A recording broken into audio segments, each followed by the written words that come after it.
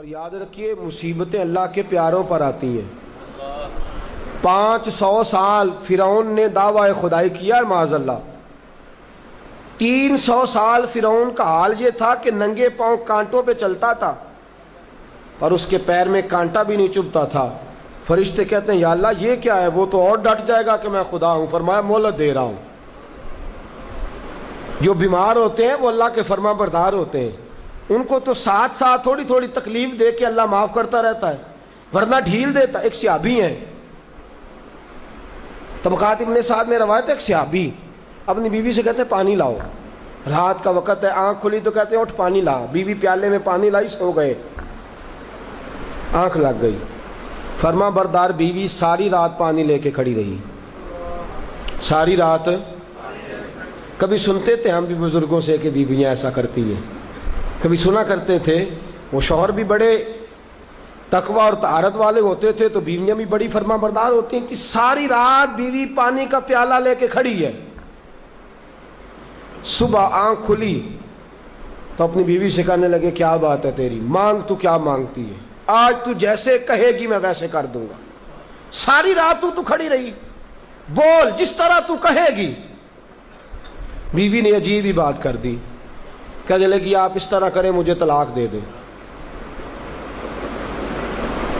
اب بات کر بیٹھے تھے کہ تو جیسے کہے گی، اور صحابہ سچاؤں لوگوں کی جماعت ہے، سچائیاں ان پہ ناز کرتی ہیں۔ تیرا وعدہ ہے کہ تو جیسے میں کہوں گا ویسے، جیسے میں کہوں گی تو کر دے گا، مجھے طلاق دے دے۔ شوہر بڑا پریشان ہوا، میں نے وعدہ کر لیا تھا جیسے تو کہے گی، اب تو کہتے ہیں طلاق دے دے، یہ کیسے ممکن ہے؟ اتنی فرما بردار بیوی، اتنی اچھی بیوی دوبارہ میسر آنا مجھے ناممکن نظر آتا ہے۔ میں کیسے طلاق دے دوں؟ وعدہ بھی ہے، بات بھی کر لی ہے، اب تیرا مطالبہ بھی ہے، کیا کروں؟ بڑے پریشان ہو گئے۔ جب کسی طور بھی بات ہے نا مشکل مرحلہ، بات مشکل ہے نا، جیسے تو کہے گا، کہے گی میں ویسے، بندہ دعویٰ وہ کرے جو اس سے ہو جائے گی بات، جو دعویٰ کر۔ اچھا کچھ دوست آ کے کہتے ہیں جی کوئی حکم، کہتے ہیں نا، تو اگر ان کو یہ حکم دے دیا جائے کہ چھت پہ کھڑے ہو جاؤ ساری رات نماز پڑھو تو کیسا؟ مشکل ہے نا۔ تو بندہ یہ کیوں نہ کہے کہ جناب آپ حکم کریں، اگر میری پہنچ میں ہوا تو میں اس پہ عمل کروں گا۔ اور پھر اگر حکم سنایا جائے نا، میں تو کبھی کبھی جو دوست قسم کے میرے تعلق والے لوگ ہیں وہ کہتے ہیں نا کوئی حکم، تو میں کہتا ہوں پہلے پکی بات کرو، پورا کرو گے نا؟ ایسے نہیں حکم کرا لینا چاہیے، پہلے پکی بات کرو، کر لو گے جناب کوئی حکم کسی قسم کا۔ حالانکہ ایسا ہو سکتا، یہاں تو بندہ اچھا صحابی کہہ بیٹھے کہ جیسے تو کہے گی کرنے لگی طلاق دے دیں۔ بڑے پریشان ہوئے، کہنے لگے ایک موقع دیتی ہے، صبح چلیں گے حضور کی بارگاہ میں اور ہم دونوں اپنا مسئلہ پیش کریں گے، پھر جیسے اللہ کے نبی فرمائیں گے ویسے کر لیں گے۔ چلو ٹھیک ہے، اس پہ بات ختم ہوئی، سو گئے۔ صبح اٹھے، گھر ذرا دور تھا، دونوں میاں بیوی آ رہے ہیں مسجد نبوی کی طرف۔ رستے میں بیوی شوہر کو ٹھوکر لگی اور اتنا سخت گرے، ایک زخم پیر پہ، ایک ہاتھ پہ، ایک سر پہ، خون بہنے لگا۔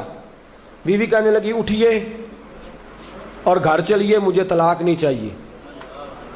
اٹھے، گھر چلیں، میں آپ کی مرہم پٹی کرتی ہوں، گھر چلتے ہیں، مجھے نہیں طلاق چاہیے۔ کہنے لگے بھائی تیری عجیب منطق ہے، ساری رات میں سو نہیں سکا، پریشان رہا، صبح سے بھی آج پریشان رہا، میرا اتنا وقت بے چینی، پہلے طلاق چاہیے اب نہیں چاہیے، ماجرا کیا ہے؟ کہنے لگی اصل بات یہ ہے کہ میں نے اپنے رسول پاک صلی اللہ علیہ وسلم کی حدیث سنی، حضور نے فرمایا جس سے اللہ پیار کرتا ہے اسے مشکل میں ڈال دیتا ہے، اس پر کچھ مصیبتیں آ جاتی ہیں جس سے اللہ محبت کرتا ہے۔ تو میں جب سے تیرے گھر آئی تھی میں نے کوئی مصیبت نہیں دیکھی تھی، تو میں سمجھنے لگی تھی کہ اللہ تجھ سے پیار نہیں کرتا، لیکن آج تجھے چوٹ لگ گئی ہے، تجھ پر کچھ تھوڑی مشکل آئی ہے، تو مجھے سمجھ آئی ہے کہ نہیں اللہ تجھ سے پیار کرتا ہے، لہذا میں تجھ سے طلاق نہیں رہوں گی، تیرے گھر کے اندر ہی وقت گزاروں گی۔